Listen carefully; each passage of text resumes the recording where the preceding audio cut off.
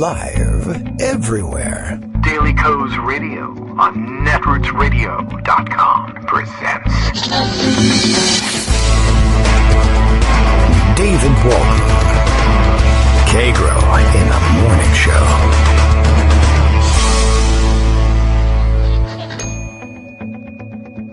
Now, here's David Waldman. Hey, good morning, everybody. How you doing? It is Friday, December 6th, 2019. Time for another show, and it's a Friday show, trying to wrap up and clean up a little bit and see how many of these stories stored away in Pocket we can use up.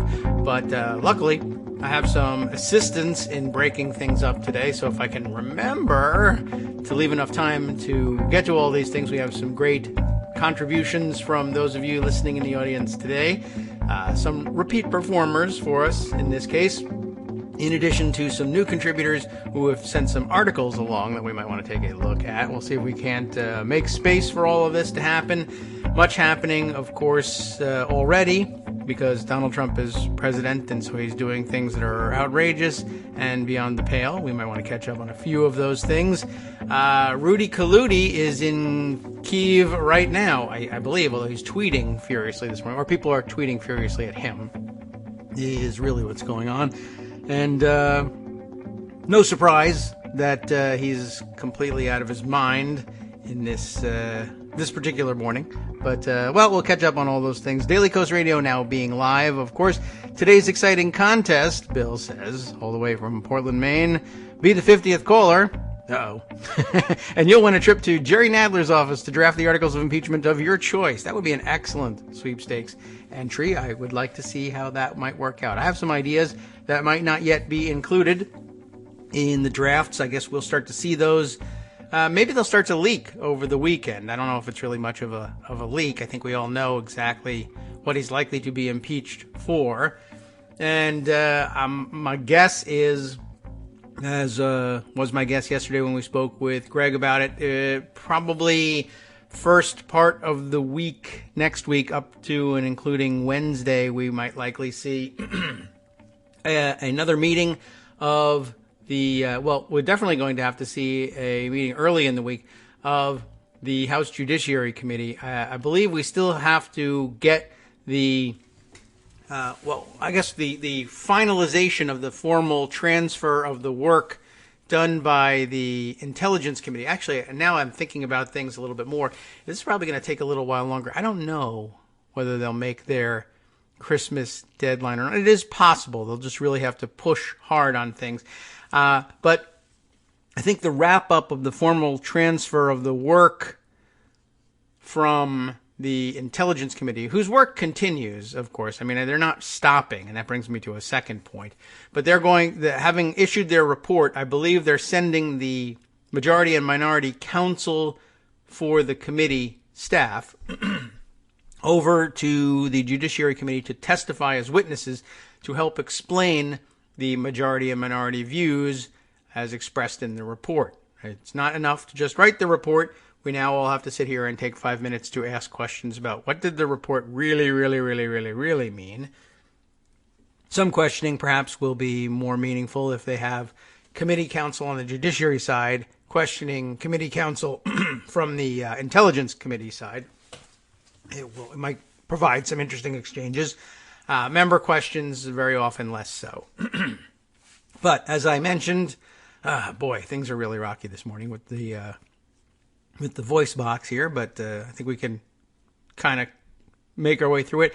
The committee's work continues on the intelligence side, but also there are several other committees that likewise have done work which could result in impeachment articles all by themselves. There was the Financial Services Committee did some oversight work that they'd like to see included, I think, on the money laundering front. Who else worked on the Government and Oversight Committee? You may remember, and this is the other interesting part, is I think we're all back on board with the Nancy Pelosi is doing a pretty good job guiding this thing through the House of Representatives train. Though there were some rocky moments in there, to be sure. And I don't want to disrupt the unity that we have here, but I will take this opportunity to point out because it's the show, and it's the sort of thing that we do here. You may recall some time ago, and I think I have somewhere, I can call up the article to prove it, that you may recall that at some point earlier in the year, I think it was about May, if I'm not mistaken, and maybe I can just Google up the article I was thinking of here. Yeah, there we go. I have a Politico article from, and it was from May. So this is before the Ukraine revelations became known to all of us here, although part of the news today is that might not be before the Ukraine revelations became known to the Russians. You know what I'm getting at if you've read up on the news already. But back in May, before we had figured that out and before Speaker Pelosi had realized that this was something that we could really, A, it was something we absolutely, I agree with her, we have to do something about, and B, that it was in fact something that she thought she could bring the majority of the caucus around on. I think the majority of the caucus was already there on impeachment, but you get the idea. Bring the stragglers along, really, at that point was what she had to do. But she was still playing the role of, hold on a second, let's slow down, let's be sure we have what we need, what we think we need politically to go ahead with impeachment before we start talking about it. And her public role at that point was to tamp down on enthusiasm for it. And as a matter of fact, we have the sound effect for that. Enthusiasms. That's what she was tamping down on. She was acting to tamp down on enthusiasms. Got it. All right. So very nice. Well, anyway, you may recall that in having that fight, it was reported in Politico, and maybe you doubt it because it was in Politico and you're a big Nancy Pelosi fan, or maybe you are not a fan of Politico and not much of a Pelosi fan, but you're more disinclined to believe Politico than anything else. Well, make up your mind about it, I guess. But Heather Kagro, John Bresnahan, and Sarah Ferris wrote this article back on May 20th of this year, in which they were covering the results of the House Democratic Caucus meeting. House Dem leaders sparred internally on Monday, that was again back in May of this year, over whether to begin an impeachment inquiry into Donald Trump, with Speaker Pelosi and her allies rejecting the call to move forward for now, according to multiple sources. There was, arguing on the other side were Congressman David, we got to work on his pronunciation again, Cicilline, I think, of Rhode Island, Jamie Raskin of Maryland, and Joe Neguse? Another one that I probably did this the first time I read this article. I'm sure we've used it before. From Colorado, all members of Democratic leadership, whether you knew that or not. They pushed to begin impeachment proceedings during a leadership meeting in Pelosi's office, not a caucus-wide gathering, I guess. According to the sources, Pelosi and Rosa DeLauro of Connecticut, Ben Ray Lujan of New Mexico, Hakeem Jeffries of New York, and Sherry Bustos of Illinois, some of her key allies, rejected their calls, saying Democrats' message is being drowned out by the fight over possibly impeaching Trump. This sounds so outdated now, doesn't it?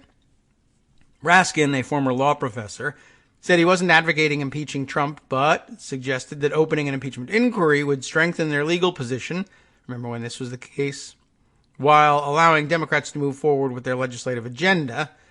Now, here's the part that I am borrowing the article for. Pelosi dismissed this argument, asking Raskin whether he wanted to shut down the other 5 committees working on Trump investigations in favor of the Judiciary Committee.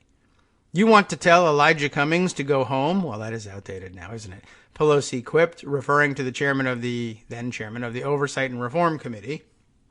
And in a Democratic Steering and Policy Committee meeting, Representative Steve Cohen of Tennessee stood up and demanded Trump's impeachment.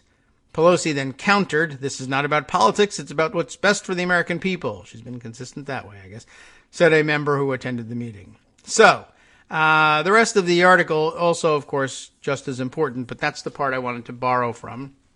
There was a time, and that time was in May of 2019, when the speaker, in really grasping at straws for trying to hold the dam together against formally committing the caucus to impeachment at that point, made the argument that moving forward with impeachment meant shutting down all the other committees that were investigating impeachable offenses, whether they said openly that they were doing that or not. And at the time, I said, well, that's nonsense. First of all, you don't have to conduct impeachment hearings in the Judiciary Committee. We've discussed that's traditional.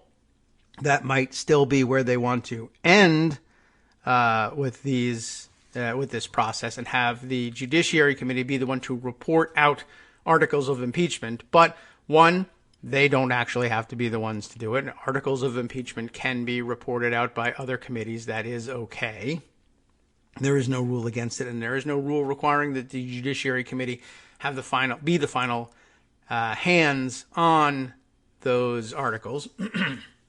But also, I think now, in hindsight, it's quite obvious that no, the other committees don't have to shut down their investigations. They haven't. And they haven't even while the Intelligence Committee has been doing work overtly with an eye towards impeachment, nor have any of the other committees apparently shut down their investigative work even as the Judiciary Committee opens hearings with an eye toward drafting actual articles of impeachment.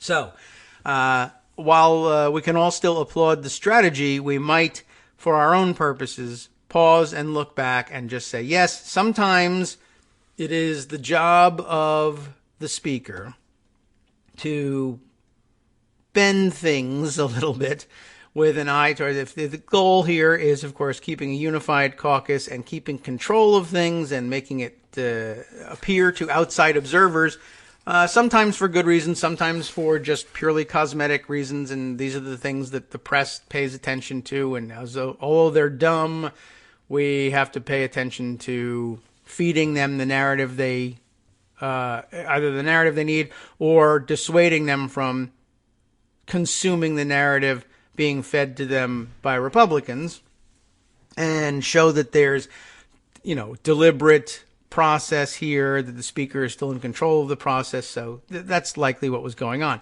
And even though it was something mentioned inside of a relatively closed meeting, it was still partly for public consumption. That's how it ended up getting leaked to the press.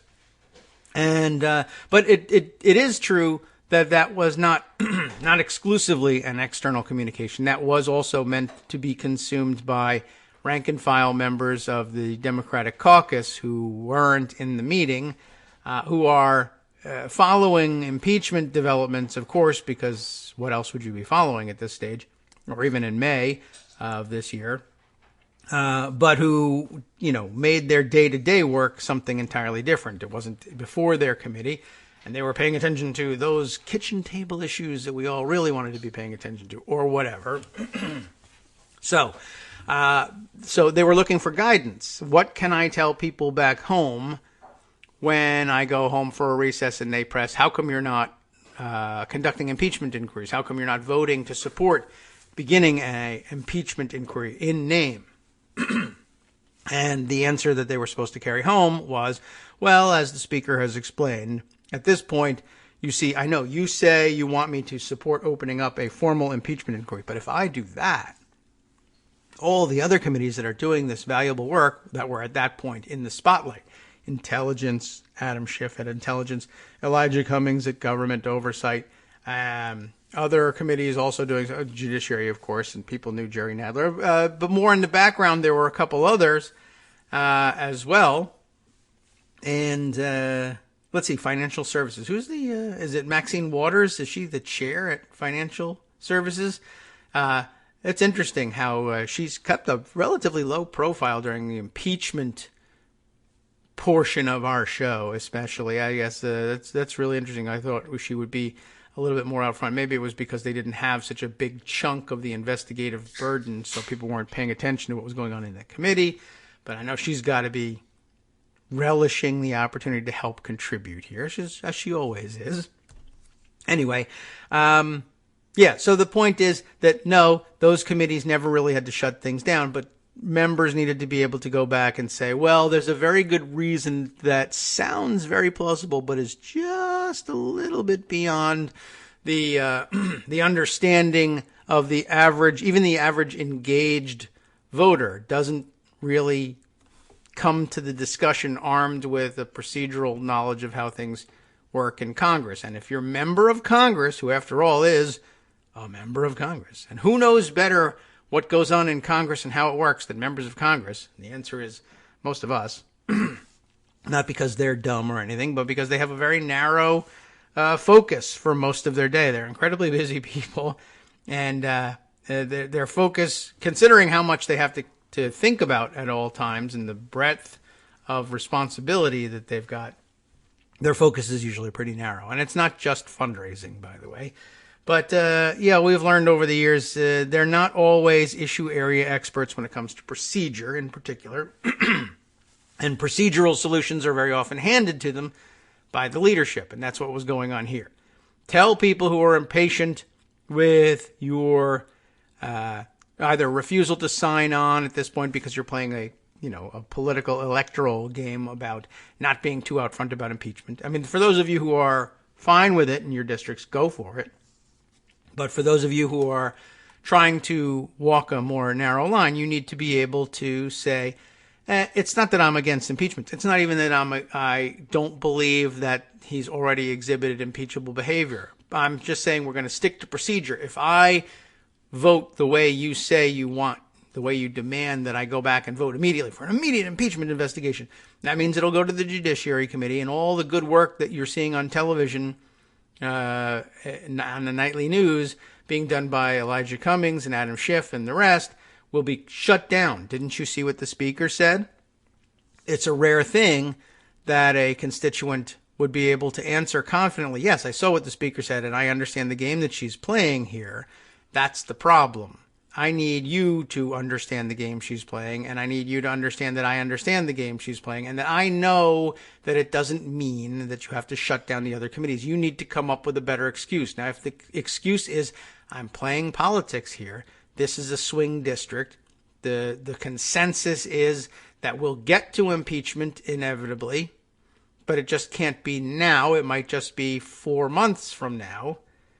Then I would say, I got it, I understand. But not all members either know that, not everybody feels comfortable saying that out loud, because next to you might be a guy hiding a MAGA t-shirt underneath and filming on his phone, and he'll think it's a gotcha, and it becomes a story all of a sudden.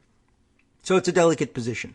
So anyway, we wanted to point that out, just so you remember that story and can detect that sort of thing or consider it as a possibility when next some member of the leadership brings something up which might appear to put them on the other side or make it look like they're dragging their feet. They may be dragging their feet. There may be good reason. That reason might not be the one they give you, and you need to be able to interpret those results appropriately. So wanted to bring that back up again. Anyway, as it turns out, the plan at this stage of the game is, like we said, the Intelligence Committee makes a report and they bring their findings along with their counsel over to the Judiciary Committee. I did see the other day that there were they mentioned 5 committees, I don't think they named them all, that likewise would be making their reports to Judiciary. So there is some truth to the assertion that at some point the work of the other committees might come to a close or might close off a certain avenue, produce a report regarding XYZ as we know it to date, subject to examining it again further if there are new details that emerge or procedure calls for it at any point. But it doesn't mean that, for instance, for all the time that the Intelligence Committee and Judiciary Committees have been in formal impeachment mode, that these other 5 committees have stopped their work. They haven't. They're reporting on it right now. And when you read those reports, you'll see that they never stopped. There you have it. I think that's it. Although that's probably the 5th time I said, I think that's it on that. All right. As I mentioned, let's see. There are other strange developments in the last day or two, and I want to get to a couple of them. I think the thing that people are talking about most widely at the moment is the somewhat shocking, I guess not too shocking if you've been following along, but still appalling to read about, story in the Washington Post. Headline, of course, being Phone Logs in Impeachment Report Renew Concern About Security of Trump Communications. There is, of course, no security in Trump communications. This actually winds up a couple of loose threads on the Trump is an impeachable idiot front. The act itself likely constitutes some impeachable offenses. And, of course, it establishes for all time that Donald Trump is the dumbest president ever. Although I have to point out that a number of you also tweeted that, some of you in back channels, others directly, that, well, couldn't it possibly be the case, and it always could. I'm done. Yes, it could possibly be the case. Couldn't it possibly be the case that Trump is, well, perhaps even crazy like a fox, or that he is communicating in this fashion, not simply anyway, because he's an absolute idiot, but because he wants the Russians to be able to listen in on his conversations. That is the back channel that he ended up using to communicate directly with Russian intelligence, since he couldn't get it established on his own, and he couldn't get Jared Kushner to establish it when he tasked him with that. And now, of course, he's busy with China negotiations, so he can't be spending his time on that. So what they do is they use unsecure phones, knowing that the Russians are listening in. They, for all intents and purposes, appear to be talking to one another when they are, in fact, dictating their thoughts and plans, such as they are, in both cases, to the Russians, and the Russians can coordinate appropriately, so that if they're talking with one another in months earlier this year, as is alleged in the article at some point, about Ukraine, even before we all find out about Ukraine, the Russians hear them saying, they are indicating to us that they are amenable to being fed BS about Ukraine being at fault for the interference in the election and not Russia. Let's do everything we can to help reinforce that, either because they're asking for that information with a wink and a nod by having open, unsecure communications about it, or because we can help fool this moron even worse, even if he currently believes that no one is listening into this conversation. So it could work either way. That's an interesting supposition and worth considering.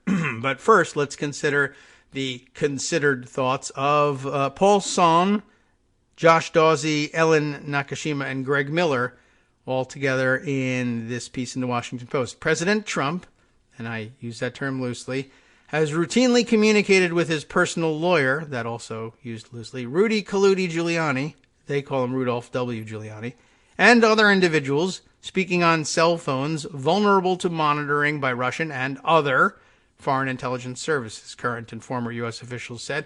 I guess that's one of the, one of the bigger holes in the theory that they're doing it on purpose, is that they are also subject to monitoring by intelligence forces not aligned with, or not Russian. They may be aligned, they may not be aligned, but I don't know whether it would also be his intention to have the Chinese listening in on this. Although at this point, I guess any government that wanted to curry favor with Trump, he'd be happy to play along if they produced the evidence, fake or otherwise, that he was looking for. So I don't know how big of a hole in the theory it really is. Phone records released this week by House Intelligence Committee revealed extensive communications between Giuliani, unidentified people at the White House. Pardon me. There's an evidentiary problem with identifying who those people are at the White House, but I think we know who the person is at the White House. It's Donald Trump. And others involved in the campaign to pressure Ukraine, with no indication that those calls were encrypted or otherwise shielded from foreign surveillance. The revelations raised the possibility that Moscow was able to learn about aspects of Trump's attempt to get Ukraine to investigate a political rival, Joe Biden, months before that effort was exposed by a whistleblower report and the impeachment inquiry, officials said. Trump is not identified by name in the House phone records, but investigators said they suspect he may be the person with the blocked number listed as -1 in the files. And there's lots of writing about why that's probably the case, but I think you intuitively know it's the case.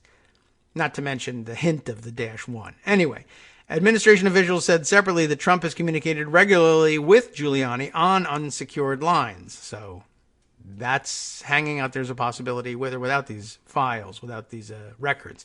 It happened all the time, said one former senior aide who noted that Giuliani had a range of foreign clients. The disclosures provide fresh evidence suggesting that the president continues to defy the security guidance urged by his aides and followed by previous incumbents, a stance that is particularly remarkable given Trump's attacks on Hillary Clinton in the 2016 presidential campaign for her use of a private email account while serving as Secretary of State. Yes, it is galling and annoying for that reason, but it is also, of course, galling and annoying for reasons we've also discussed before. This is not merely an inconvenience. It's not merely bureaucratic red tape. It is for the security of not only of the office, but of the people who occupy the office. We've talked about the importance of keeping phone logs before as a defensive mechanism to be able to prove conclusively, or at least conclusively enough for a court of law, that a particular conversation didn't take place if it wasn't reflected in the logs. That is dependent on being known as an administration that takes compliance with those protocols seriously. And if you're known to be playing fast and loose with them, well, then it's not very persuasive as evidence, is it? But of course, he thinks that any evidence that's out there is evidence that would hurt him, so he tries to destroy all evidence. That comes up in the article. We'll be right back. Hi, everybody. It's me, David. Let's change things up from the old fundraising pitch for just a minute and talk instead about how you can be a part of our show. If you've got a smartphone or any other electronic recording device, why not sit down and record a segment for us? Read us an important article and give us your take. Or read one of your own original essays, or even just give us your commentary on something you'd like to share that's important to you. Then send the file to me at kagrox@gmail.com, and I'll try and work it into the show. Short segments, a few minutes in length, are easiest to fit in. And of course, I can't always guarantee that I'll be able to play everything, but if you've ever shouted at your radio or TV about something you wish was being covered, here's your chance to change that. Make the show your own. Send your submissions to me at kagrox@gmail.com.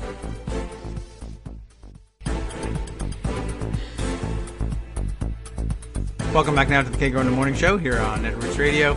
Tell you what, let's continue with the Washington Post's summary of all of what's happened and what everyone's talking about. We'll continue to comment on it. The disclosures provide fresh evidence suggesting that the president continues to defy, remember, security guidance urged by his aides, followed by previous incumbents, and of course, ironic, to say the least, given what he said about Hillary Clinton in 2016. The connection to Ukraine, the Ukraine campaign, is also troubling because of how Moscow could exploit knowledge that Trump was secretly, that's important, engaged in efforts to extract political favors from the government in Kiev. Kyiv. I think they really need to change the spelling of this one. But anyway, and KYIV doesn't remind me overtly enough that I'm supposed to be saying Kyiv. Jumping off for just a moment here, I mentioned to you that Rudy Kaludi is in Kyiv, I think, right now, or at least was yesterday. May still be there and is tweeting up a storm this morning, including just playing off of the fact that they mentioned that Trump was secretly conducting this campaign, except not secretly because he was being monitored by foreign governments, even if not necessarily our own. Although that's interesting too, by the way. A lot of those calls may have gone to overseas recipients or people who were overseas at the time. And I'm curious, or may even have been routed overseas because that's the way sometimes cell phone stuff works.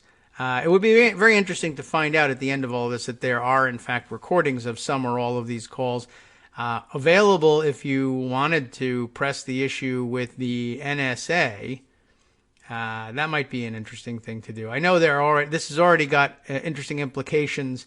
The phone records having been obtained by the Intelligence Committee, and Republicans are outraged, by the way, about those records having been obtained, despite the fact that they kept telling everybody that you were pro-terrorist if you didn't vote to pass legislation that would make it considerably easier for the government to get a hold of your cell phone records, even without a formal subpoena process, in order to fight terrorism. And, of course, lots of civil libertarians said, hell, it could be used to fight almost anything. In fact, it's very often used. These supposedly anti-terrorism measures are frequently used in anti-drug law enforcement. Sometimes because they bother to take the time to make the argument that, federal investigators will tell you that very often the two are inextricably intertwined, that very often illegal drug operations are used to finance international terrorism, and you can't separate the two. And they have a pretty good argument about that, probably, but it doesn't matter. The point here is it's pretty hilarious watching Republicans scream and shout about the president and his henchmen's privacy being violated by laws that they were more than overly aggressive in insisting had to be passed. And then, of course, while Obama was president, they wanted him prosecuted for everything under the sun because the president isn't above the law until he's a Republican, at which point he is above the law. Anyway, hoisted, as they might say, by their own petard. Anyway, the other point of this of this diversion was Rudy Kaluti's latest tweets. Yes, in fact, it was only an hour ago, tweeting out his lecture to everybody that the continuing quest to force an investigation in Ukraine of, corruption, like Hunter Biden, for instance, just out of, the universe of corruption taking place in Ukraine. He's tweeting, Presidential Legal Obligations 101, Article 2, Section 3 of the U.S. Constitution obligates the president to investigate and ask for investigations of corruption in countries we provide funds to. You'll read it, you'll find out that it doesn't actually say that if you're a literalist. Anyway, but I guess you could try to interpret that way. He goes on to say, whoever heard of a president being impeached for carrying out his constitutional mandate? Yeah, well, whatever. Of course, the Constitution, in all likelihood, I think it was the intent of the framers that to the extent that the president is obligated to investigate or ask for investigations of corruption, even in other countries, they meant that he would be obligated, if he were indeed obligated, to ask the United States government to conduct that investigation. Now, there's room for him to ask other governments to conduct investigations, but there's protocol for that, and you know how Trump is with protocol. For good reasons, or rather benign reasons and nefarious, both, he is bad at protocol.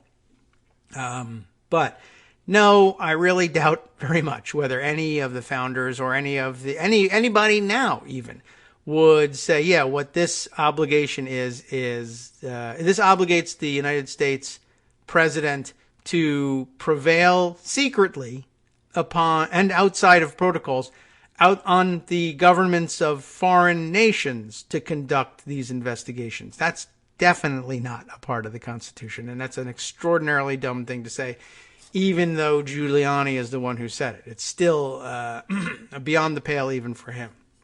So, back to the story here. Yeah, the secret engagement in efforts to extract political favors from the government, even if you spin the political favor more favorably to Trump and say it was a much-needed corruption investigation, it doesn't cut the mustard constitutionally, despite what Rudy Kaluti has to say. Insight into Giuliani's discussions with Trump could enable Moscow to adapt or amplify its propaganda. This is what we were previewing before. Its propaganda promoting the baseless claim that Ukraine, rather than Russia, hacked the Democratic National Committee in the 2016 election. Side note again here today, I am gratified at seeing much more attention being paid on Twitter, anyway, if not in real life, to the transcript of the June 2016 conversation between the then Republican leaders, Paul Ryan, Kathy McMorris Rodgers, Kevin McCarthy, Steve Scalise was there, Patrick McHenry was there, a few others, in which, or rather the conversation, which of course became infamous for McCarthy's dumb line, which he was asked about the other day, and Joan wrote up a sparkling report of it on the front page the other day. He was asked point blank about his most infamous utterance. I swear to God, two people I think Putin pays, Trump and Rohrabacher, swear to God, right? And he was asked about it, and he said, that's embarrassing, that's ridiculous, embarrassing that you would even ask me, embarrassing for you that you would even ask me about it. He dodged for a while and ran away. But again, I think people are missing out on the bigger, more interesting aspects of this conversation. And the conversation, McCarthy's a very, very small part of it. And his blurting out that he thinks Putin pays Trump is probably true. He dismisses it as a joke because there's all this nervous laughter afterwards, at which point they then swear themselves to secrecy and run away. Well, even his part of the conversation, which is tiny, is interesting in a larger sense. The entire conversation is interesting, of course, as I've told you, because it's really about Ukraine. And it's about the fact that many of them there have either just recently been to Ukraine, or the Ukrainian prime minister has just come to Washington, D.C. to meet with them in person. So almost everyone in the room there had been personally briefed by the Ukrainian government about the extent and depth of the Russian propaganda war against them, the intention of the Russians to expand it to the entire Western Hemisphere, really, or the entire Western world, including Western Europe, which is, of course, Eastern Hemisphere, and the ability that the Russians have to produce very sophisticated propaganda. And in fact, we now find out the propaganda is either the propaganda is so sophisticated that they have fooled almost the entire Republican Party into parroting it, or it's just so useful to Republicans that they have decided to parrot it. I'm not certain exactly which mix is, but that's how sophisticated it is. It passes for Republican talking points at this point. And McCarthy's contribution to the conversation is not, it's small and it comes at the end, and it's not just, though, I think Putin pays Trump. He also goes on to say, or actually he begins before blurting out that Putin pays Trump, he does blurt out rather emphatically, I'll guarantee you, they capitalize the word guarantee in the transcript if you look at it, I'll guarantee you that's what it is, and we're not sure what that is. But he then goes on to blurt out that what was really going on here is that Russia hacked the DNC. At that point, they know the DNC, it's public knowledge that the DNC has announced it's been hacked, but they haven't said who hacked them. But right there, or I think they may have hinted at it by that point, who they believed had hacked them. But it was, the real point here is that it was McCarthy's belief in June of 2016 that the Russians had hacked the DNC. That's not such a revelation given the conditions of June 2016. That's what the intelligence services were saying, that they hadn't perhaps concluded that definitively by that point. That was what the DNC was saying. That's what you were hearing on the news. But see, at the moment, these same leaders insist, for some unknown reason, despite the fact that the rest of the conversation is about the effectiveness, the nefarious effectiveness, the thoroughgoing, maniacal effectiveness of that was their term, maniacal, of the Russian propaganda program with respect to Ukraine. It was so effective and sophisticated that it ended up 3 years later convincing these same Republicans who had just been warned personally by the Ukrainian government. 3 years later, they're convinced that it was Ukraine that hacked the DNC and not Russia, even though they're on tape in June of 2016 saying quite clearly, no, I guarantee you that it was Russia that did this, and for these various reasons. Yet 3 years later, maybe it's Ukraine. I don't know. So I just wanted to throw that one in there too. All right, where were we? Insight into Giuliani's discussions with Trump could enable Moscow to adapt or amplify that maniacal, sophisticated propaganda, promoting the baseless claim that Ukraine did it. That claim is now widely embraced by Trump's Republican allies, including the guy who was caught on tape saying the opposite. Russia is already using its disinformation capabilities to target U.S. citizens, officials said, and could enlist its own operatives in Ukraine, because there are a lot of them, because half of Ukraine is pro-Russian plants, to feed false information to Giuliani, who traveled to Kyiv this week, as a matter of fact. He met there with a Ukrainian lawmaker who studied at the KGB's academy in Moscow in the early 1990s, which is exactly the background you want. By the way, we probably could spend some time, I don't know if we'll get to it, reading about who he's meeting with and what he's trying to do over there. But suffice to say that despite the fact that Trump and Trump government, administration allies insist that, remember, we were withholding aid in order to find out whether Zelensky was the real deal because we're very worried about corruption. Remember that Trump approached Ukraine initially by saying they're all horrible, horrible, terrible, corrupt people. That's why I'm holding up the aid, blah, blah, blah. But then we looked into it. Zelensky's the real deal. Okay, fine. Regardless, despite the fact that there's a whistleblower report, I am doing the right thing and releasing the funds because I'm so sure that Zelensky's the real deal. Fast forward just a little bit. Send Rudy Kaludi to Kyiv in the middle of this impeachment. And who do they send him to talk to? The real deal? No. Someone from the Real Deal's party. Remember, they won an absolute majority in the legislature there and now would be able to actually implement the Real Deal anti-corruption platform. No, not them either. Talking to ex-members of parliament who used to be members of the Party of Regions, the party of the corrupt and exiled and criminal former president of Ukraine, whose name escapes me because they're all so similar, but the one for whom Manafort was working before he went to jail. Yeah, went to jail for it, right? So they've gone to Ukraine to speak to the ousted, embarrassed party headed up by criminals who fled to Russia to avoid prosecution, but whose campaign consultant in the United States is sitting in prison. Not the real deal. These guys, for some strange reason. What a strange choice for that trip, don't you think? All right. So again, the connection here is that unsecured communications in which the Russians are able to find out that, yeah, Trump could really believe this, or is saying to us directly, wink, wink, I want to believe this. That would all, one way or another, signal Moscow, if we step up the propaganda and produce the garbage evidence necessary to keep this charade going, they will buy it. The White House declined to comment. Giuliani didn't respond to requests for comment, although he's tweeting out his responses now.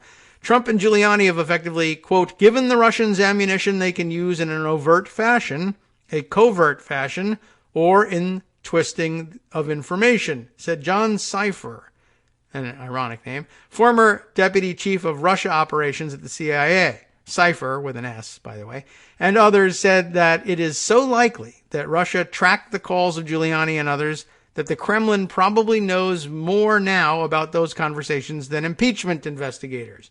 Probably true. Can you subpoena Russia? You can try. And they might even comply, just for fun.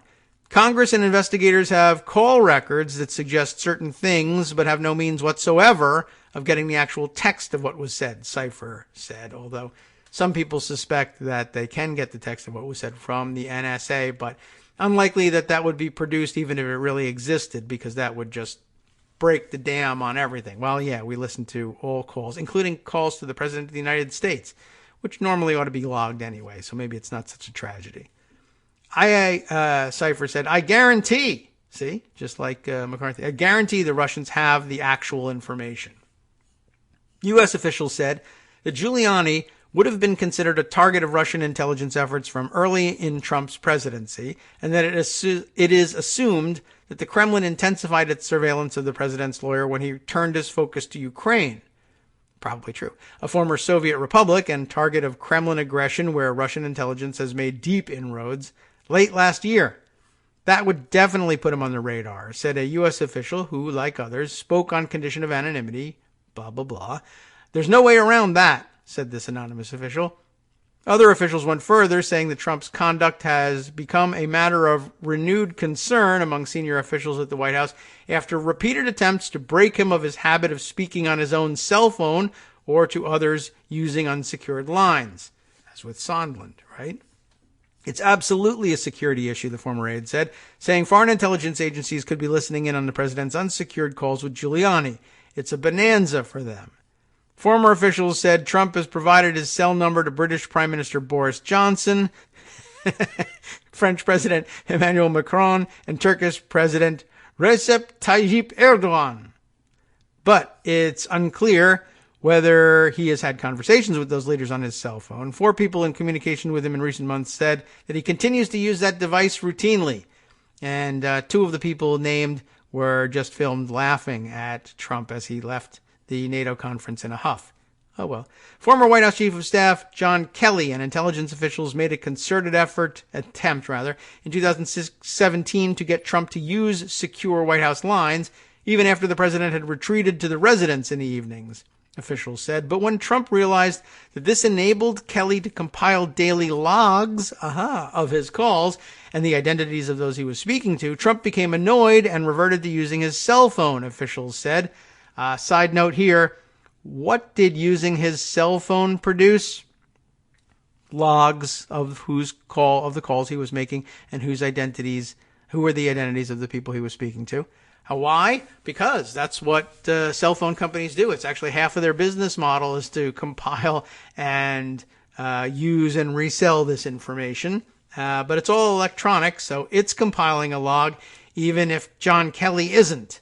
And of course, again, reminder that it is obvious that Trump misunderstands the entire nature of logging the calls, that it's supposed to be a defensive measure, not being used against him as evidence. But of course, that's really just generally applicable to presidents who aren't doing things that are impeachable all the time. But I guess he's got a twofold problem here. He knows he's committing crimes and doesn't want evidence of that also. So to be fair, he knows he's a criminal. That's why he doesn't want logs. Anyway, yes, Trump became annoyed, reverted to using his cell phone. He was totally paranoid that everyone knew who he was talking to, a former senior administration official said. Well, that's the Presidential Records Act for you. Another indication, though, that he was just simply not fit for the job. I mean, that's just part of it. You have to submit to that regime when you're president of the United States. That's the trade-off of all the power and prerogatives we give you. We have to be able to track what you're doing because transparency is crucial. At some point, we have to be able to figure it out. Not necessarily in real time. We don't have to display it on billboards in Times Square as you're calling people, but records need to be kept.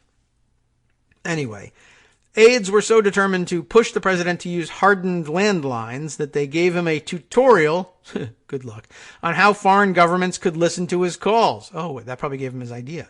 Former administration officials said. Aides said that Trump's habits improved, but he still frequently used the cell phone they viewed as less safe. By the way, just another side note again here. I tweeted it out earlier during the show, actually. I was just wanted to point out that, I said in less colorful terms, perhaps I'll put it here on the air. Trump loves nothing better than to glom onto and use the trappings of office. He loves flying everywhere in Air Force One, despite the fact that he has at his disposal his own private jets. But those, of course, cost him money. But using the resources of the office at taxpayer expense is enormously gratifying to him when it comes to the plane. But when it comes to using the resources of the office that are designed in such a way to be secure against eavesdropping and that will actually help him comply with the Presidential Records Act, that's bureaucratic red tape, and it can't be, part of that. I don't care. I can't be bothered with doing any of that stuff because it's a big pain in the butt to me. But the glamorous stuff, flying on Air Force One, let's do it everywhere. I'll take flights that should be done by helicopter on Air Force One just to have the luxury. But lazy as he is, he won't do it with the telephones. I thought that was kind of interesting and telling too. All right. Where were we? The president now uses a government cell phone, supposedly, that is hardened and routinely scrubbed, administration officials say. I doubt that. But it's still viewed as less safe than using these hardened lines. The House report identifies dozens of calls at key moments in the campaign to pressure Ukraine that may have been vulnerable to Russian monitoring. Oh, it's all of them. On the day that U.S. Ambassador to Ukraine Marie Yovanovitch was told by the State Department to return to Washington, Giuliani had 11 calls with phone numbers associated with the White House, according to the report, as well as nearly a 9-minute phone call with -1, whoever that might be. In the middle of that flurry of communications, Giuliani had an 8-minute phone call with Lev Parnas, his Soviet-born associate, raising the possibility that the former New York mayor may have been recounting his interactions with the White House that day. Foreign intelligence agencies often glean information about a primary target, such as a senior official in the White House, through monitoring the ancillary communications of others in touch with them, according to former intelligence operatives. The web of calls underscores the extent to which Trump entrusted aspects of this secret agenda with Ukraine to a network of people outside the U.S. government, which, by the way, is further proof that he ought to be impeached for it and that his goals, his claimed anti-corruption goals, were not legitimate. Senior administration officials, including former top White House Russia advisor Fiona Hill, testified that they were largely kept in the dark about Giuliani's activities and communications with Trump. U.S. officials said that Russia has benefited from nearly every aspect of the Ukraine controversy, including the strain it has placed on Ukraine's relationship with the United States, the attempt to divert attention from Russia's attacks on a U.S. election, and the paralyzing impact of the impeachment inquiry in Washington, although I would argue with that one. I mean, they're benefiting from it, to be sure, but it's not that paralyzing. Pelosi announced on Wednesday that the House would proceed with articles of impeachment. I don't know. This is like a useless paragraph. They're gonna, all about it. Pelosi's gonna impeach Trump. You know what Trump's accused of. You know what Biden's involvement is. You know about Burisma. Moving on. As alleged leverage, Trump withheld a White House meeting sought by Zelensky, and you know all about that, plus the military aid. The records released in the House impeachment report show potential security vulnerabilities that extend beyond the White House. The report also lists calls between Devin Nunes, the ranking member of the House Intelligence Committee, and Parnas. In an appearance on Fox News this week, Nunes said he didn't recall speaking with Parnas, by the way, but that it was possible. You think you'd probably remember that, and that's exactly what the Fox network anchor said to him. Spokesman for Nunes didn't respond to a request for comment, but I understand that Parnas's lawyer is out there tweeting, yeah, you spoke, and yeah, you know what it was about, because Parnas knows what it was about, and he's ready to talk and tell people what it was about. I don't know if we trust that, but it's out there. House investigators' ability to obtain Giuliani's call records by subpoenaing logs, they did use subpoena, from mobile phone companies suggests that those calls were not made using secure lines or encrypted applications such as Signal or WhatsApp, which would likely have rendered those calls invisible to the mobile providers, although we do have plenty of their Signal communications for some reason anyway. The metadata logs, remember, metadata came back and made an impact, provide details on the time, duration, and participants on the calls, but not their contents. Citing that gap, Giuliani suggested this week that he may not have been speaking to Trump about Ukraine during the conversations. The mere fact that I had numerous calls with the White House doesn't establish any specific topic. Remember, I'm the president's attorney. Well, we'll see about that. But Giuliani has previously said he was updating the president regularly on his Ukraine activities, and Trump told those working on Ukraine policy to go through Giuliani. Even the use of a secure White House line provides no meaningful security if the recipient of the call is on an insecure line or cell phone, officials said, like Sondland was when he called. Giuliani calling the president through the Situation Room does not guarantee any level of security because he's using a commercial cell phone, and at least part of his call is coming over commercial phone lines, said Larry Pfeiffer, former senior director of the White House Situation Room in the Obama administration and former chief of staff to the CIA director. And even if both parties were using commercially encrypted apps such as WhatsApp or Signal, I would not want to be trusting commercial encryption over government encryption when conducting national security business. Giuliani has used WhatsApp encrypted text application, but is otherwise known for his lack of technological sophistication, despite the fact that he's supposedly a consultant in that area. He has pocket dialed, not other than butt dialed, reporters by accident in recent months. According to NBC News, at least once went to the Apple store in San Francisco because he had locked himself out of his iPhone. U.S. officials said that Russia would likely have him under physical surveillance when he's in Ukraine, where he arrived this week to work on a documentary, that's a good claim, aimed at discrediting the impeachment inquiry. All right, so there we have it. We have reached the end of that article, and just in time, of course, as we bump up against our second break, and I do want to line things up to share with you the contributions of those of you who have sent in a few submissions and some article suggestions as well. So we'll try and work them in during the next segment or two. And I got to check back in on other things that were hot topics that I wanted to include before the weekend and try and pick the hottest ones to work them in around this other stuff and make sure that you are properly armed for the weekend to come. Yeah, as a matter of fact, there are some less Washington-focused, less political pieces that warrant some discussion as well. And take us back to some older topics that we haven't covered for some time here on the show because the impeachment circus and surrounding lunacy have kept us preoccupied there. Oh, by the way, that's another thing I got to figure out exactly how to work a discussion out on. But I just note for the record, I have checked in on this Peloton commercial thing. Doesn't really warrant using our time today for this thing, but amazing developments. Apparently they are harassing the actor who played the husband in that commercial. Cancel culture, everybody. Should we bring that one up? I don't think so.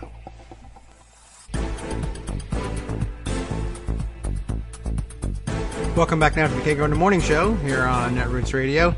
So we ran up against that break there, but yes, I've been paying attention slightly. No, not paying too much attention to the Peloton controversy. And I find that rather amazing. I guess I'll share it with you just for fun, maybe reading over the weekend. It turns out that a publication in Psychology Today, of all places, has a piece on the Peloton husband. The Peloton husband speaks out. And remember, that would be in scare quotes, Peloton husband. He's not I don't know whether he's a husband at all. He's an actor, and this is the problem with it. Apparently, he's getting real life harassment over his role in this, maybe, I guess we have to say, controversial Peloton ad. Don't know where you all come down on that particular one. Obviously, there's some interesting sensitivities. I think that when you overanalyze, probably any commercial, you could probably come up with similar complaints. But the real point of this thing is, this poor guy is in like 5 seconds of this commercial, and people are talking about him as if he really is. If there's a problem, if you are if you're perceiving a problem with this fictional husband giving this fictional wife I guess fictional Peloton, although the Peloton is real, and that it's problematic for various reasons, you I guess could have a real problem with the script, and you might be angry at the script writer. I don't know how much attention they should get. But anyway, this poor guy is like a part-time actor. Apparently he's a school teacher in Vancouver and is just trying to get into acting and got this gig in a commercial, and for 5 seconds of screen time, they're like, okay, so in this commercial, you give your wife a Peloton for Christmas. Okay. He may or may not have, I'm sure he read the script, but people realizing that it was kind of ridiculous to blame him for it shifted into, well, didn't you read the script and didn't you detect that there was, this patriarchal message in the script and therefore you should have refused to do the thing. But as a part-time actor trying to break into something, think about the odds that all of this will actually come to pass versus, if you're trying to break into acting and they offer you a 5-second role as the husband who gives his wife a Peloton in a commercial for Peloton, and you say, gee whiz, the socioeconomic and psychosexual implications of this ad are too much for me. I have no business accepting this money and perpetuating the patriarchy, for instance. Well, we appreciate it, but you won't be working and acting again. We're just not going to call you anymore. And what if the commercial gets made and nobody sees it and nobody gives a damn, and I make $5,000 for a day's work, and then I get spotted and I become an extra in a movie and things progress from there. Anyway, poor guy has had to explain himself as he's being attacked in real life by people who probably know better and probably do. They just want to be angry at somebody. They might even be right, but don't be angry at that guy. I don't think. Anyway, you might be interested in this. I'll include it in the roundup. Moving on from that, I have a couple of contributions. I guess now we ought to just work them in and get them done to ensure that you have this information, because there's extraordinarily important information out there besides Donald Trump. And we'll begin with your civic duty to participate in the elections upcoming and protect the future of the country by acting strategically and remembering to vote not just in Senate contests where it seems likely that we might be able to replace a Republican incumbent, but also remember that there are Democratic incumbents who face uphill battles in getting reelected. With that in mind, Eric Postman, Eric in Orlando, as we know him on Twitter, brings us another installment of his Senate Snippet series, this time Michigan. Good morning, David. It's Eric in Orlando. We continue to be knee-deep in a voluminous impeachment process, and when we do come up for air, we're counting our fingers and toes as we account for the 2020 Democratic field. But let's not lose sight of the absolutely crucial battle for control of the Senate, which will also play out just under a year from now. In previous essays, we've discussed some of the GOP-held Senate seats that can be flipped. As of now, we need either 3 or 4, depending on the outcome of the 2020 presidential election. We see that some of the incumbents are likely to be ousted, and then there are others, like Lindsey Graham and Mitch McConnell, that are longer shots, but certainly within the realm of possibility. But everyone, please remember, the number needed to shift the balance of power in the Senate is a net number, which means we need to make all these additions while minimizing subtractions. There are seats that are held tenuously by the Democrats, take Alabama for example, where accidental incumbent Doug Jones will need to be reelected in a deep red state. But it's the GOP primary race that will take on a life of its own. Roy Moore will be back. Jeff Sessions will be back. And former Auburn head football coach Tommy Tuberville will also make a run.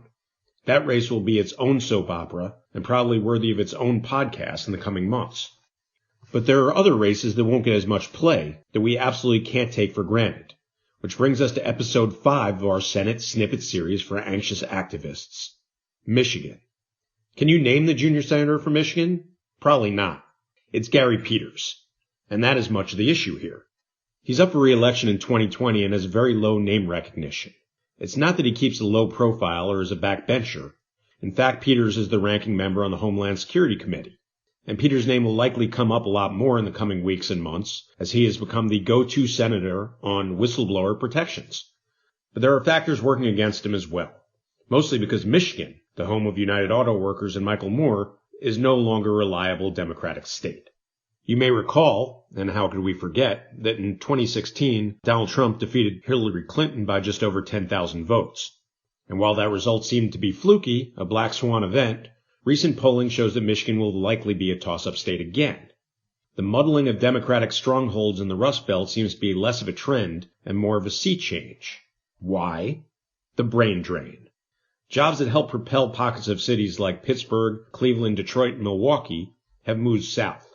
And I'll tell you, as someone who grew up in the Northeast and lived in the Midwest heartland and also in Michigan, life is better in the Southeast. What's left is what's left behind. Many people without the skills or means to get out, who cling religiously to their professional sports teams and just want America to be great again. The New York Times may only visit that same Midwestern diner, but that diner is everywhere. The emerging educational base and multiculturalism will ultimately shift states like North Carolina, Georgia, Arizona, and even Texas to the blue column. But 2020 may fall in that middle ground where we may lose the upper Midwest without yet having won the South. While all the prediction sites favor Peters to be reelected in Michigan, the factors on the ground may be working against him. His likely opponent is gaining some profile.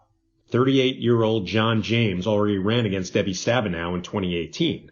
Despite his status as a newcomer going up against an incumbent in a midterm race, James only lost by 6 points. James is a veteran, a West Point graduate even, the CEO of a supply chain management company, and is black. Just the sort of candidate that would be the darling of the GOP establishment. He has already been endorsed by Trump in his previous Senate bid and has been on record supporting Trump's agenda. But he's been very coy in the curation of his social media content to scrub Trump wherever possible. So he's being somewhat pragmatic about this run. And that's going to be the huge test for James. How to ride Trump's coattails when it benefits him, but keep his distance when it doesn't. And that pretty much crystallizes 2020 all the way around. Can an insurgent young GOP star emerge without being stained by that orange brush? So the Michigan race will surely have a lot of nuance and probably a lot of money. It's a battleground state where presidential politics will undoubtedly be intertwined with the Senate campaign. Maybe as much as any state in 2020. Back to the show. All right, and this is the show that we're coming back to. Thanks, Eric. A good reminder, as always, keep your eye on the Senate. It's extraordinarily important, and we keep saying it, and I'm not kidding. And yet I don't tend to spend time focusing on it because I don't know. It's a lot. It's a different. I have a different agenda, trying to fill 2 hours on the most exciting news of the day. But thank you very much. I appreciate this. I can't tell you how much I appreciate, Eric, your keeping an eye on these things, and hope that you'll continue to do it and remind us all. Yes, eventually all we really have to do is show up and vote, but there's more we could be doing along the way, of course, to help increase the likelihood that others of similar mind will also do their job and show up and vote. So important to do that, important to keep an eye on it, and important to make this point that you made today. Returning Democratic incumbents is not always a given, and it's an important job and has to be undertaken seriously in those states where we're going to be doing that, and point well taken. All right. Let's see. Other issues of importance. I want to sort of rotate in and out of the listener contributions and other headlines I wanted to provide to you. Let me go back up to Pocket here and see if I can find these things that I've put aside here. Let's see. The latest one I just grabbed during the show, the beginning of the show, was Michael Luo's tweet here from the editor of New Yorker, former New York Times writer, I believe. But Adam Schiff tells, who's this? Susan Glasser, SBG1, that he knows there is more the investigation could learn and that it remains open, saying, tantalizingly, that, quote, there may very well be a great body of evidence at the trial that's not available to us today. And the trial is supposed to be in about a month from now. And so that would be that's kind of a small window to be talking about. But we read a little bit yesterday about, or was it yesterday or the day before, about why that might be the case, about how much more might yet come out and why it might not yet have revealed itself, but that was expected to come down the pike. But anyway, I wanted to add this by way of hearkening back to the question of, is the work of the other committees coming to a close because of the referral to judiciary? And the answer is no. And here's additional evidence of it. It is reflected in the attached New Yorker piece, which is entitled, "I Do Hate What He Is Doing, Adam Schiff on Trump Impeachment and What's Next." I wonder if that is a reference to the pointed question put to Pelosi yesterday about whether or not she hates Donald Trump. I think we all saw that exchange. Don't really want to linger on it. I thought it was relatively well handled. I do hate what he's doing, Adam Schiff on Trump impeachment and what's next. The chair of the House Intelligence Committee reflects on his still open investigation of the president. It looks like a rather lengthy read, so I won't be able to go into it at this point, I don't think, but I'm going to be reading it for probably during the afternoon after the show, heading into the weekend. Perhaps you'll want to take a look at that too. But for now, offered up as support for the idea that, yes, the work of the investigative committees continues. No, you shouldn't hold that for the rest of your life against Nancy Pelosi, that she was fudging it on that, but just add it to your own file and keep it filed away for your own use. Let's see, what else do I have here? Just want to remind myself of some of the tweets I grabbed and why they might be of some interest. Yes. Another tweet thread of interest that I don't have time to unravel and analyze entirely, but this one caught my eye. A UK journalist working in Kyiv, Jack Lawrenson, editor and staff writer at the Kyiv Post, as a matter of fact, and he points out some of the results of, I don't know whether it's still ongoing, Giuliani trip to Kyiv.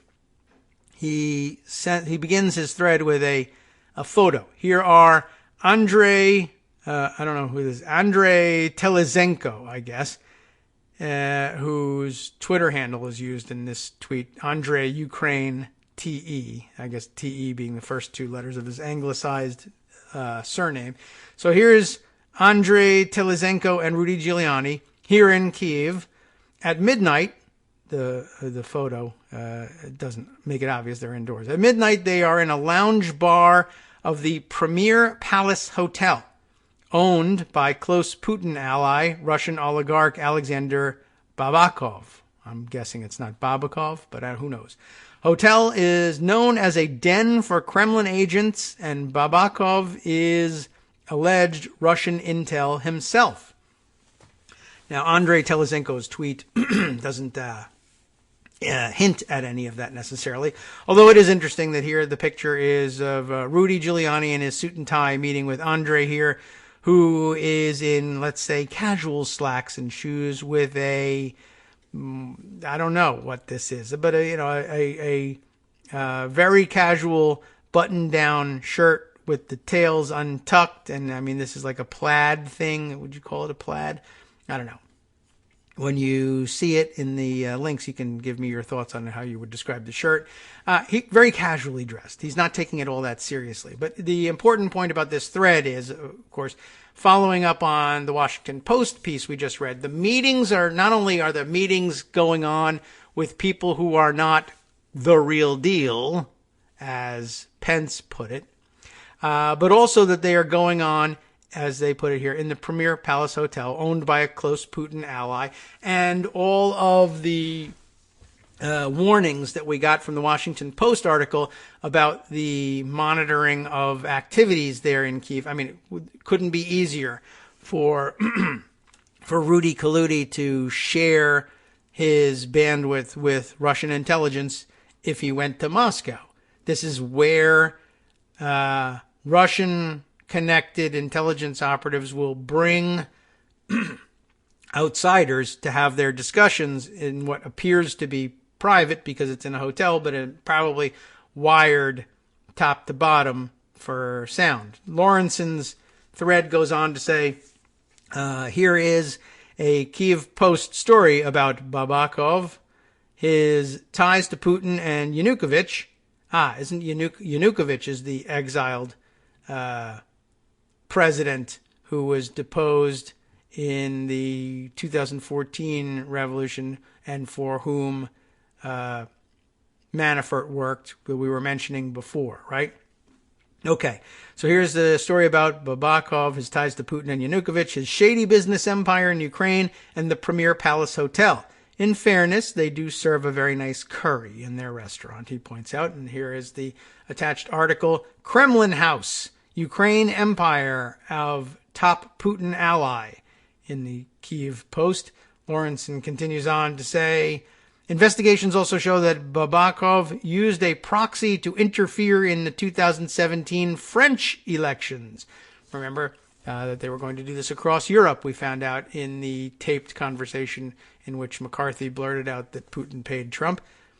So that's interesting. He, of course, interfered, it says, by securing a 9.4 million euro loan for French National Front, the far-right, Kremlin-friendly political party in France headed by Marine Le Pen. That same proxy owns, on paper, this hotel where Rudy Kaludi is holding his meetings and being heard loud and clear in Moscow. Babakov, widely seen as one of Putin's henchmen responsible for hybrid war against Ukraine, that same one about which all the participants in the June 2016 conversation were being warned, has been able to avoid sanctions here. He appears to have significant business holdings, including a big portion of the country's electricity supply. This is what Ukraine is up against. It gets better, he says. Also in Babakov-owned Premier Palace Hotel tonight in Kyiv, Rudy Giuliani met controversial lawmaker Alexander Dubinsky, who is loyal to former employer, Ukrainian oligarch Ihor Kolomoisky. Remember him? Facing London court trial over alleged $5.5 billion Privat bank fraud. This thread about Giuliani and his shady meetings became very popular, he says, so I want to quickly promote his excellent colleagues in the Kyiv Post, in which he and does so at that. And then an update, Andrei, Telizhenko, has said that despite his photo being geotagged to the lobby lounge of the Premier Palace Hotel, these meetings and photos did not take place in the hotel, but in an office building across the street, which would also likely be targeted by intelligence officers, and he's probably also lying. And honestly, I mean, can't you tell from the picture? It might be that it's an office building across the street, but it looks like, it could easily be a hotel lounge as well. So maybe somebody with knowledge of what the hotel lounge in the Premier Palace looks like could clear that up. But in the meantime, I'll leave that to you. Maybe that's some sleuthing you want to do over the weekend. Okay. Frog in the throat getting the better of me again. I'm not suffering from any particular kind of cold or anything today. It's just a rough day. Maybe now would be a good time then to turn things over for some discussion on another outside but extraordinarily important topic, and what could be more important as a topic than nuclear weaponry. Nuclear weapons, they're still out there, reported to us by listener and Twitter friend whom you and I know as Asparagus Zucchini on Twitter, although he did take the time to send me a proper pronunciation guide for his handle. I think he's pulling our leg here, but I just wanted to, should we all try it anyway? It'd be too much of a pain in the ass to actually try to call him. So he sent me his parody recording saying this is Asperger's Zucchini, if you want to try and get through your days pronouncing it that way. But no, let's check in on what he's got to read for us on, the possible annihilation of all life on Earth.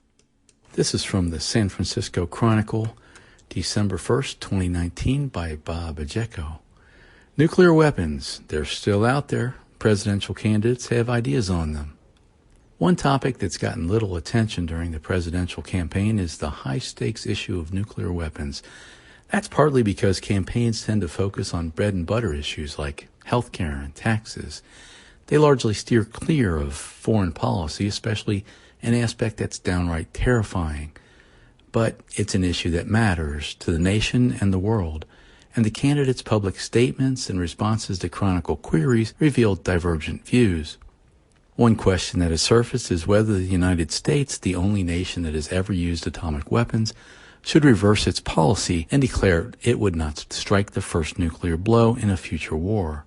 Senator Elizabeth Warren, Democrat from Massachusetts, has introduced legislation that would establish no first use of nuclear weapons as a binding law.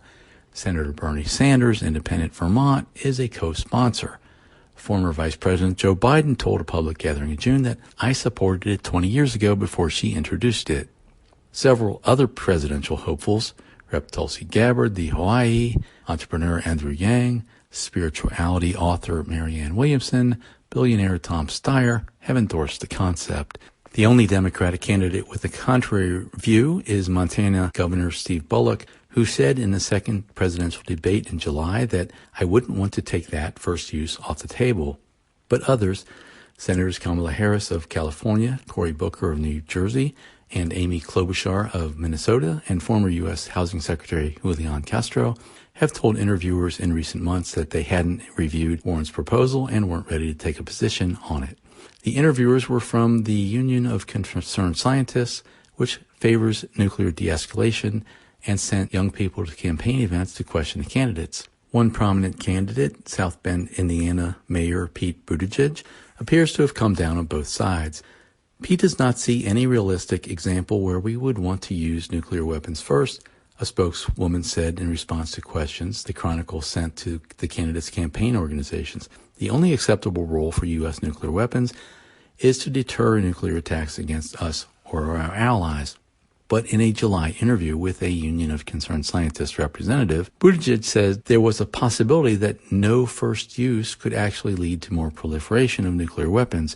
If the United States disavows a nuclear first strike, he said, our allies will believe us, but our adversaries won't. Moderator Jake Tapper of CNN offered the same perspective when he briefly raised the issue during the July presidential debate, asking Warren why she wanted the United States to, quote, tie its own hands. Because it makes the world safer, Warren replied. It reduces the likelihood someone miscalculates or misunderstands. Former President Barack Obama considered such a policy in 2016, but was persuaded not to adopt it by some U.S. allies and cabinet officials, including Secretary of State John Kerry, according to reports in the Wall Street Journal and elsewhere. Obama announced some limitations, saying the U.S. wouldn't use nuclear weapons against nations that didn't have them, and refrained from seeking or acquiring them under the terms of the 1970 Nuclear Non-Proliferation Treaty. President Trump's administration has continued that policy. Obama was awarded the Nobel Peace Prize in 2009 in part for what the Nobel Committee called his vision of and work for a world without nuclear weapons. But he has a mixed legacy on the issue, which has implications for Biden's presidential campaign. The former vice president has called for a world without nuclear weapons and declared that Barack and I brought down the total number of nuclear weapons that exist in the U.S. arsenal and significantly. While it is true that Obama reduced the existing nuclear arsenal, he also approved a long-term enhancement of U.S. nuclear weaponry, including new intercontinental missiles, bombers, and submarines at a cost of $1.2 trillion over 30 years. Besides no first use, the Chronicle asked candidates about the Nuclear Test Ban Treaty, signed by the United States in 1963 but never ratified by the Senate, the Treaty on Prohibition of Nuclear Weapons, a disarmament pact endorsed by the UN General Assembly and ratified by 33 nations so far, but not the United States or any other nuclear powers, and the Intermediate Range Nuclear Forces Treaty, a 1988 agreement between the Soviet Union and the United States under President Ronald Reagan that banned land-based ballistic missiles with a range of up to 3,400 miles. The Trump administration withdrew from that treaty in February. Some candidates did not respond, including Warren, Harris, and Booker. Among those who did, Sanders, Williamson, and Steyer took the firmest positions in support of the weapons treaties. Senator Sanders believes we need to bring the United States and the rest of the world together to do everything we can to rid this world of nuclear weapons, his campaign said about the pending nuclear disarmament treaty. Nuclear weapons are extremely dangerous to make us less safe, Williamson said in a statement endorsing the treaties. Those who've created these weapons have a responsibility to get rid of them, Steyer's campaign said. Buttigieg's campaign said he would renew the U.S. commitments to arm control, but did not endorse any treaties other than New START, a 2011 nuclear arms reduction agreement between the U.S. and Russia that is due to expire in 2021. Biden also supported renewal of New START and said nuclear power should, over time, ultimately denuclearize without endorsing a treaty to do so. In a January 2017 speech while still vice president, he said he had worked hard to build support in Europe for Reagan's 1988 missile treaty, and that if we want a world without nuclear weapons, the United States must take the initiative to lead us there. Klobuchar's campaign said she supported the 1988 missile treaty and the nuclear test ban treaty, but not the nuclear disarmament treaty. Klobuchar believes the United States must maintain a modern nuclear deterrent while working through bilateral and multilateral agreements to reduce stockpiles of nuclear warheads, the campaign said. While Warren's campaign did not reply to questions about the treaties, the senator has publicly opposed the nuclear buildup proposed by Obama and endorsed by Trump. No new nuclear weapons, Warren said in a November 2018 speech on foreign policy. We should not spend over $1 trillion to modernize our nuclear arsenal at a time when the president is doing everything he can to undermine generations of verified arms control agreements. Perhaps some of those discussions will reach a public forum as the campaign continues. All right, so that brings us right up to the break, of course. In fact, we're a few seconds late on our music, so I'll cut out a little earlier than usual. But we'll be right back with more to discuss. We'll bring it back a little bit closer to the White House, plus a little more far afield as we wrap up with esoterica that you may need to use for the weekend. We'll be right back.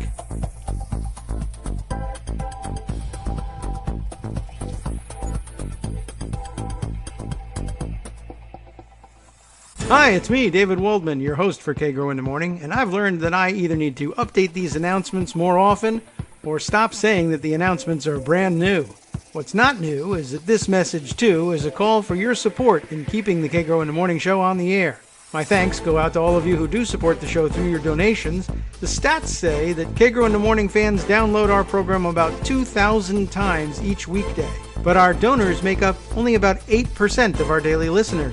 Patreon.com, Patreon.com, makes it simple to make easy, secure, recurring monthly contributions to support our show. Patreon.com/KagroX gets you straight to our donation page. If we're helping keep you sane during the Trump era, consider what that's worth. $1 a day? 50 cents? One thin dime? We do about 20 shows a month, so pick a number, do the math, and head to Patreon.com/KagroX to let us know. Thanks again, everyone, for all your support.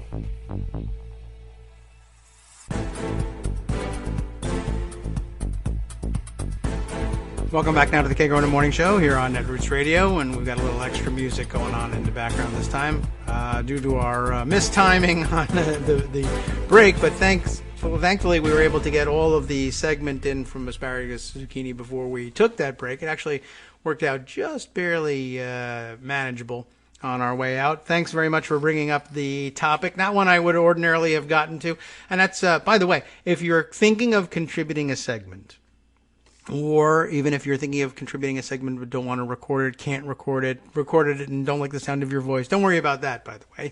Everyone sounds a lot better to everyone else than you think you sound to yourself. And I do spend some time very often trying to do my best to clean things up so that you sound your best when you present. Sometimes if people are recording and they stumble a little bit, it doesn't work very well for me because I'm doing the show live. But you get the advantage of my previewing the segment, and if I can clean up those stumbles or get rid of ums and ahs or what have you, I do try and do you that favor. So you always end up sounding more together and professional than you think. So I offer you that.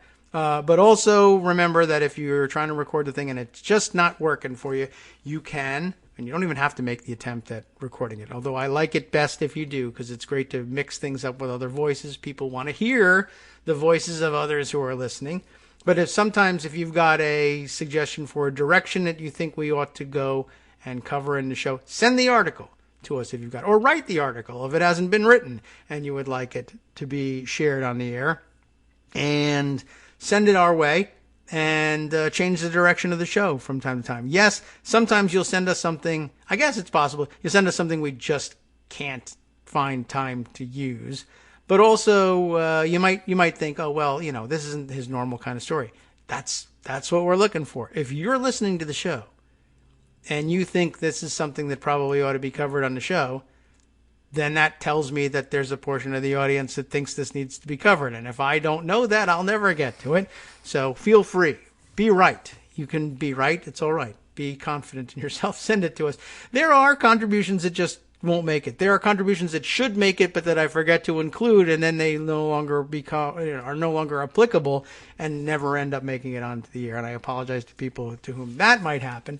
So it's not a guarantee, but it is you should be guaranteed that I will always give consideration to what it is you want to share, even if it isn't relevant to what I've picked out for the day. That's the point, is somebody else needs to help me pick out things that are also relevant. And to that end, I've got another story. Now I'm just worried, though, about time and whether or not I'll be able to get to this other contribution, because there's definitely things I want to squeeze in before the weekend. I'm going to try and get to those right now. First off on my list, an additional tweet thread, this time from Aaron Blake, who you all know is writing for the Fix column at the Washington Post. We hear from him all the time, very often in Greg's segments.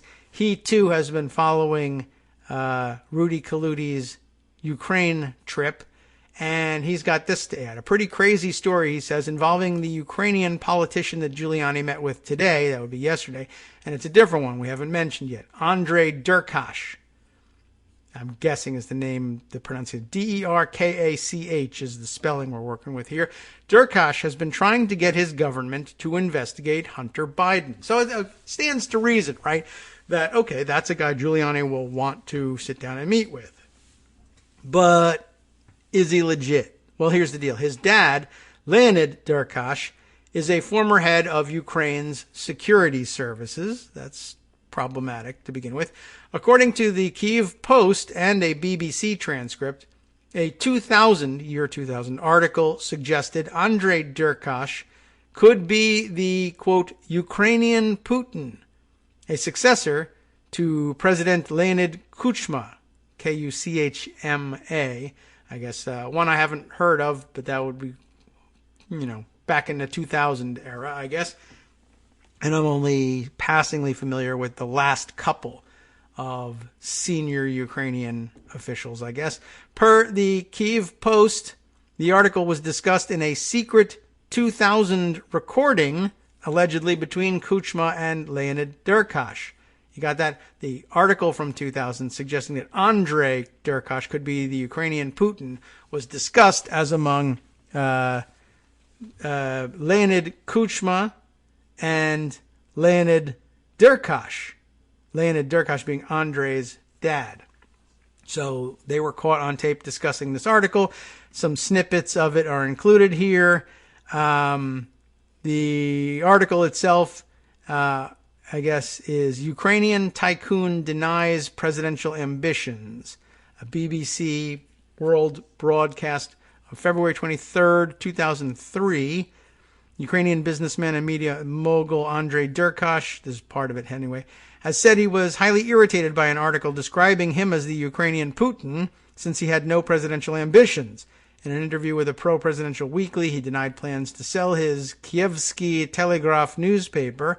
He said he wants his media interests to adopt BBC standards. The following is the text of Derkach's interview with an unnamed correspondent published in the 2000 weekly on February 21st. Then, I guess, a capture from all this, the exchange here. Well, I don't know if we want to root through all of the exchange necessarily, but the idea is Aaron is trying to tell us that back in 2000, 2003, Andrei Derkach was already cropping up in top Ukrainian political circles, and today, yesterday, he met with Giuliani. Now, what were Kuchma and the elder Derkach allegedly discussing on that secret recording?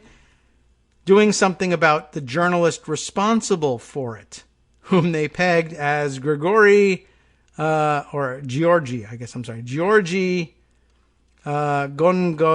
Gongadze. My best stab at that name. A regular critic of the Kuchma government. So again, what's happening here is former, and I guess then president, maybe, of Ukraine, Leonid Kuchma, is talking with Leonid Derkach about their distaste for both the article and the author of the article, in which Andrei Derkach, Leonid's son, is discussed as the Ukrainian Putin. It says here, next tweet here is a transcript per Andrew Wilson's book, Ukraine's Orange Revolution, the relevant part being Kuchma talking about the author of the article. This Gongadze, yes? Leonid Derkach saying, yes, Kuchma. You can take care of him? Derkach saying, the time for him to mouth off will come to an end. I'll crush this effer with a bunch of asterisks in it. I'll crush this effer. You like that? In later recordings, one official says of Gongadze that they should, quote, take him to Georgia and dump him there. Kuchma responds, the Chechens should kidnap him and ask for a ransom. And I'm sure all of that is a joke, just like Kevin McCarthy, right?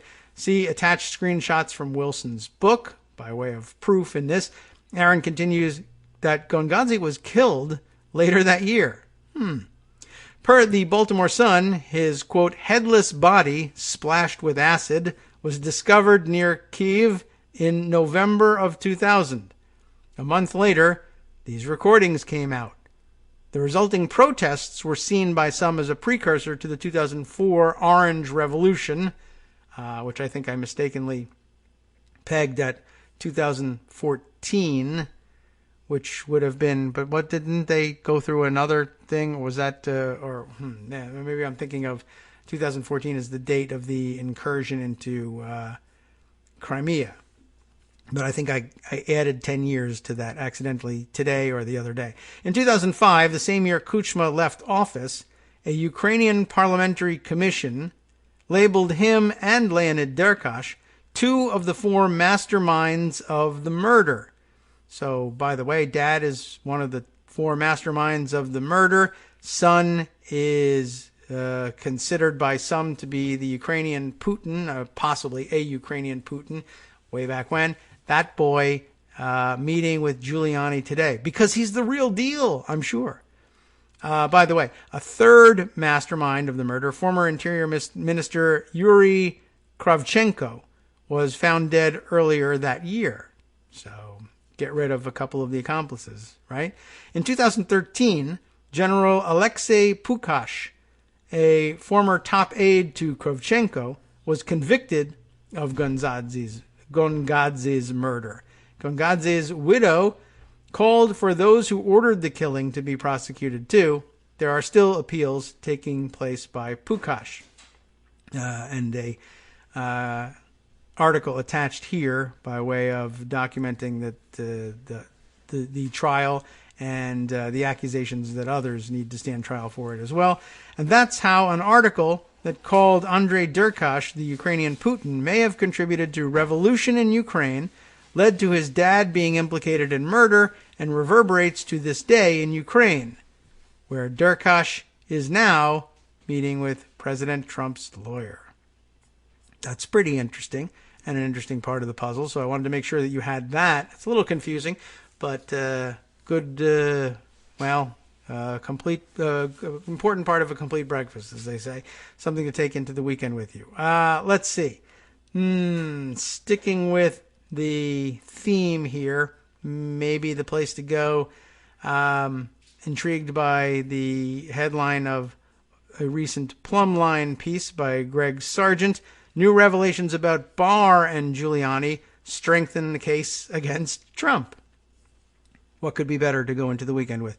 One of the strongest arguments made by experts testifying against President Trump is that he poses a present and continuing threat to our democracy. And I did see this morning somebody talking about that as being one of the important elements of something rising to an impeachable offense, whether or not there was the threat that it could continue or happen again.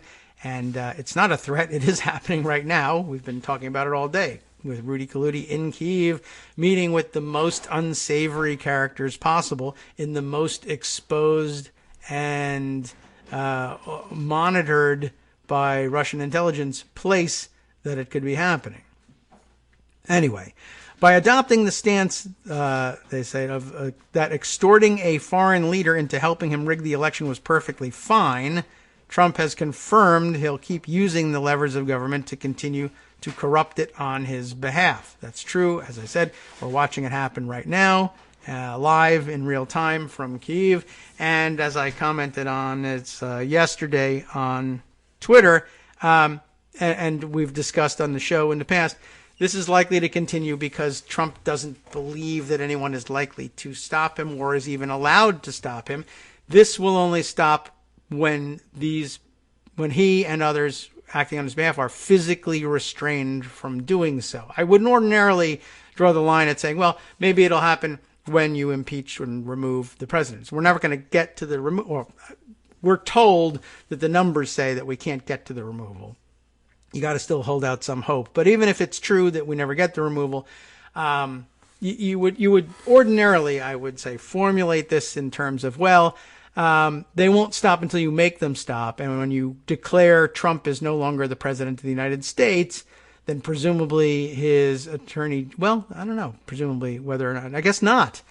Actually, not until Barr is removed would Barr lose his authority to, that he claims he's got to conduct these investigations. He really has no authority to conduct these investigations the way he's doing them now. But if you remove his authority, then presumably his belief in his authority ends there too. But I'm not certain that that's enough. I really think you might actually just have to imprison these guys in order to stop them from doing this work. Rudy Kaludi has no government office. He holds no authority to be doing what he's doing, and yet he's doing it. So it's not a matter of removing the color of authority by stripping them of their office and titles. Rudy has none, and yet he's doing all this thing. You're going to have to lock him up to stop him if you think this needs to stop. And the same may go for Trump, who lots of people think might just simply insist that the impeachment is invalid. And he's the kind of guy, all along he's been hinting that if they were to actually impeach him and the Senate were to convict him, that he would try to appeal the conviction to the Supreme Court. Can you do that? Not supposed to be able to, but what happens if 5 justices say, sure, what the hell, let's entertain this? Are we then stuck waiting? I don't know. I mean, it's fantasy land, but you got to wonder about it once in a while. But back to Greg Sargent here. If left unchecked, this president will likely continue his pattern of soliciting foreign interference in the next election, because he's doing it now.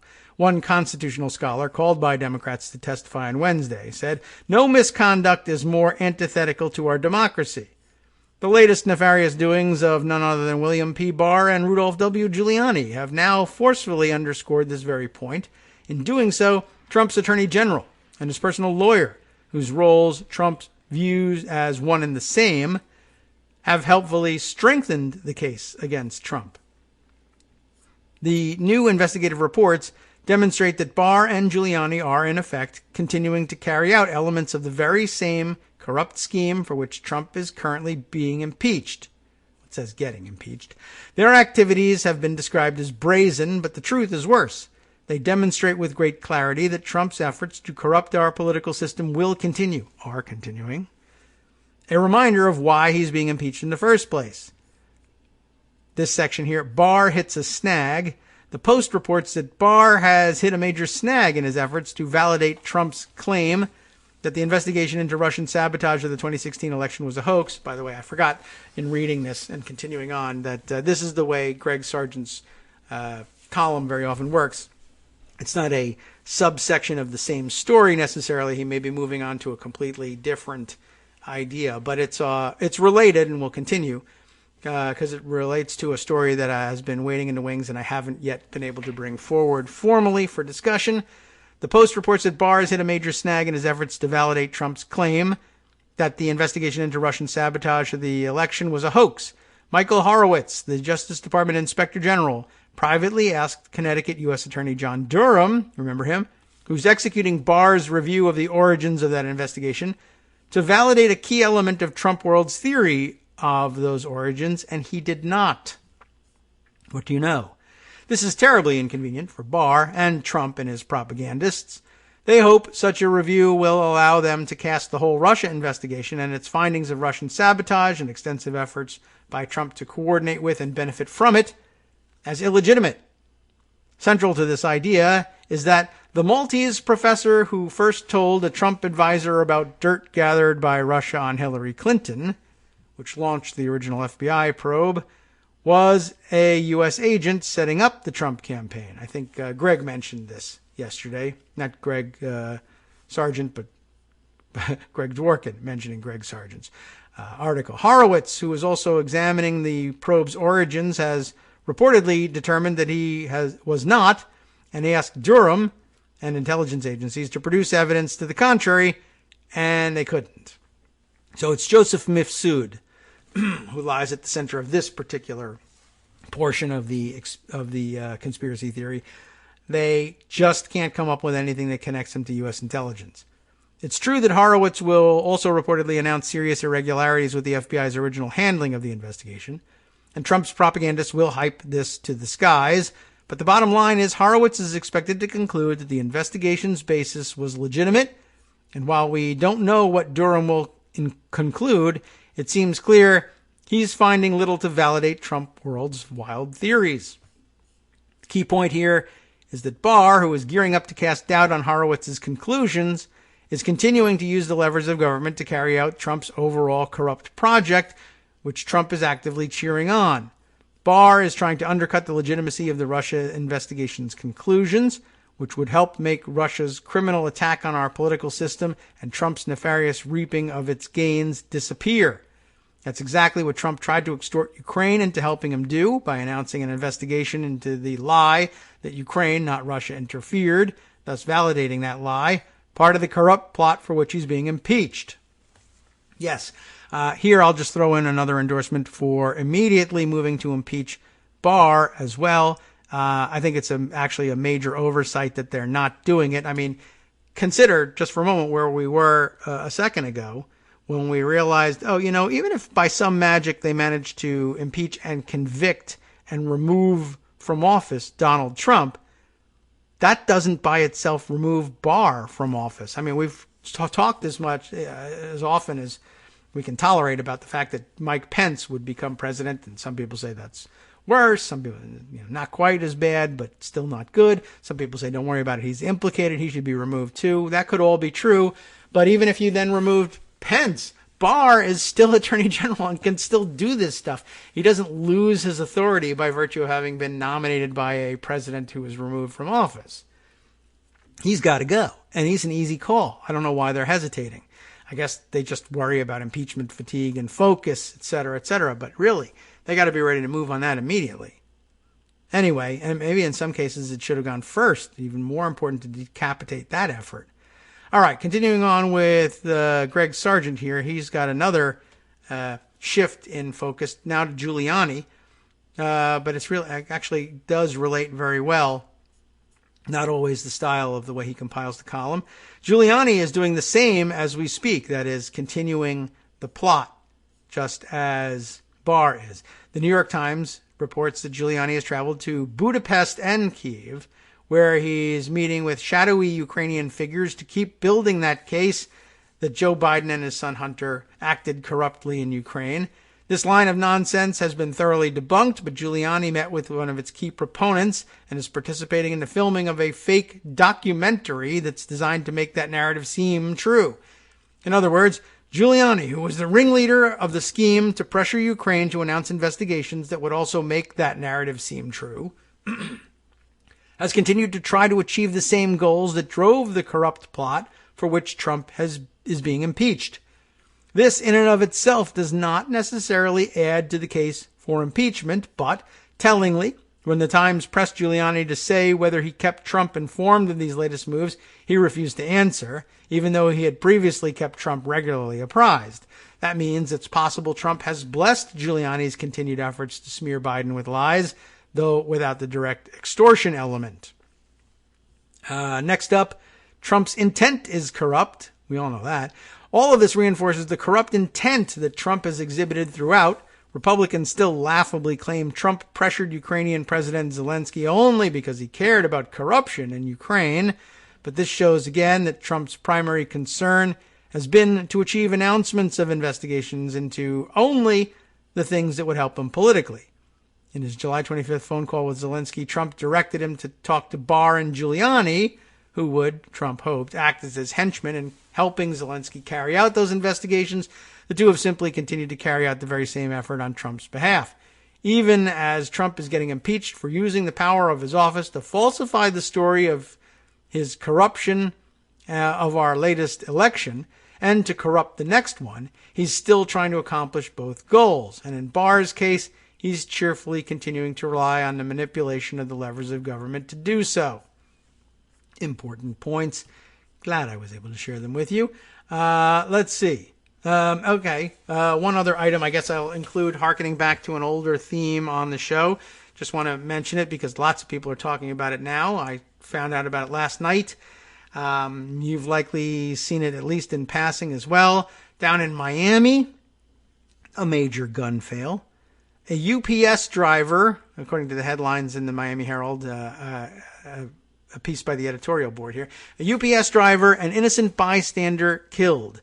Did the South Florida chase have to end this way? Long story short on this one, as we found out last night, a UPS truck was hijacked by two armed robbers who forced the driver to make off. They were followed by police, obviously. There was a big police chase through highway traffic. At some point, though, the truck comes to a stop. The traffic just isn't able to let the truck get through.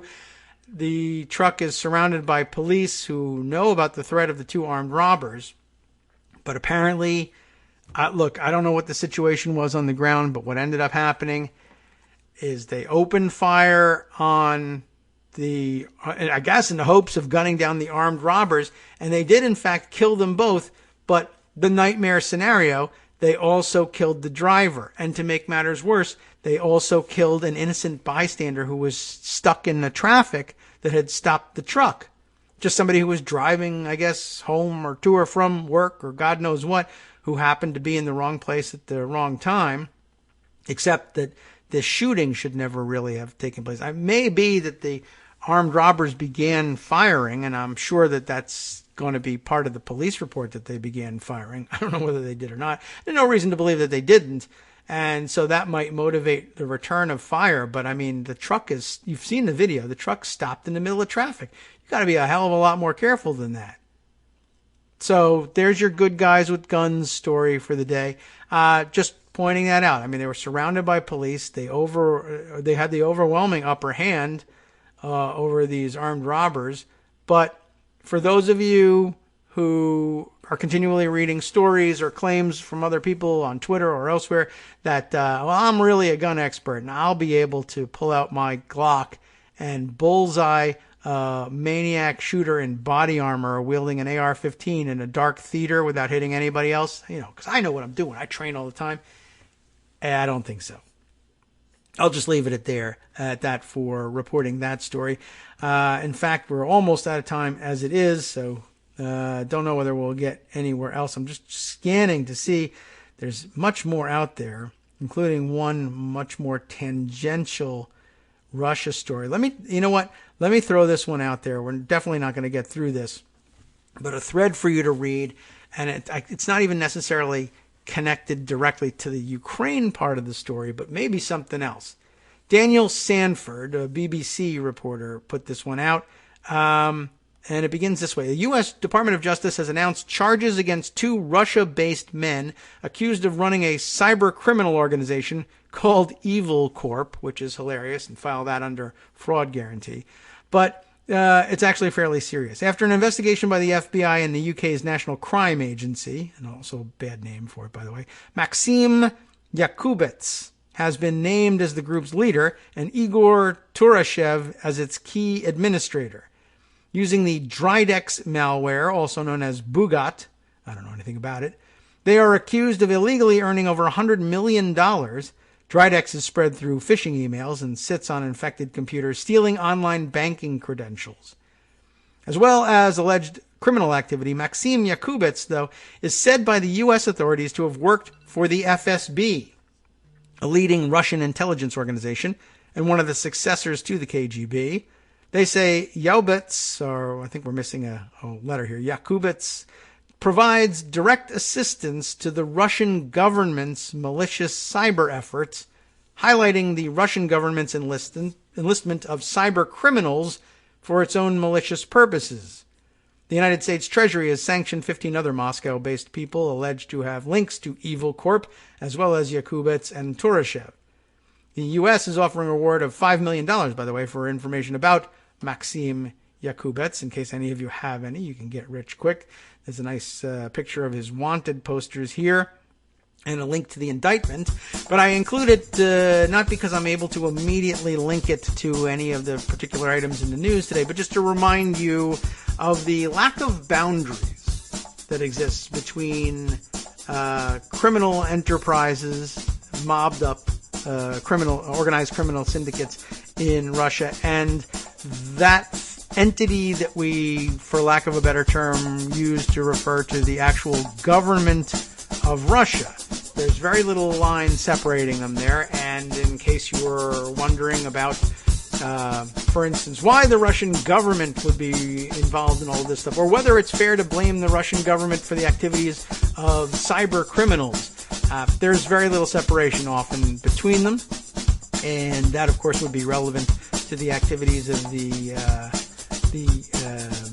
agency, the internet, I can't even remember the designation of the agency that we ended up calling Fancy Bear and whatever other bear there was that was doing the hacking at the DNC and dealing with Guccifer and all the rest. Very interesting. Keep it in mind that very often what looks like independent criminal activity is in fact blessed by what we, for lack of a better term, call the government of Russia. Take that with you for the weekend, but don't leave us for the weekend. Don't leave Netroots Radio anyway. Coming up next, of course, you know what's From next. Daily Coast the West Radio Coast Cookbook and on Speakeasy with Justice Putnam. netrootsradio.com. You have been listening to the Kagro in the Morning Show with David Waldman. No doubt more about the Ukrainian bribery plot coming up next, as well as, look at this, security video shows Border Patrol lied about the death of a migrant teen in U.S. custody. A federal judge slammed Florida Republicans' attempt to deny voting rights to thousands, and Colorado voters don't like Trump, but they don't like Cory Gardner either.